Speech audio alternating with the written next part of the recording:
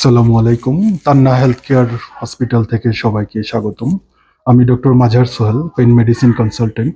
আজকে আপনাদেরকে পিএলআইডি অর্থাৎ ডিস্কের সমস্যার জন্য কোমর থেকে পায়ে যে ব্যথা যায়, পা অবশ অবশ লাগে, পায়ের শক্তি কমে যায়, এই রোগের জন্য সার্জারির বিকল্প চিকিৎসা যেটা করা হয় সেটাকে বলা হয় ওজন নিউক্লিওলাইসিস, অর্থাৎ অক্সিজেন থেকে ওজন গ্যাস তৈরি করে সেটা ডিস্কের ভেতরে প্রবেশ করিয়ে দেওয়া হয়।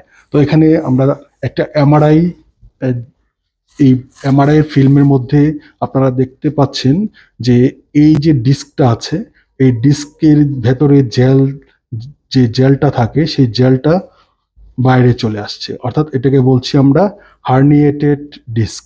এই হার্নিয়েশনের জন্যই এই ডিস্কের জেলটা বাইরে এসে এখানে যে নার্ভ থাকে, যে স্নায়ু থাকে, যে স্নায়ুগুলো এই কোমর থেকে পায়ে চলে যায়, পায়ের শক্তি, পায়ের ব্যথা, পায়ের অনুভূতি সবকিছুই এই স্নায়ুর মাধ্যমে নিয়ন্ত্রিত হয়। সেই স্নায়ুতে চাপ পড়ার জন্যই এইখান থেকে কোমর থেকে পায়ে ব্যথা হয়, যেটাকে আমরা সায়াটিকা বলি।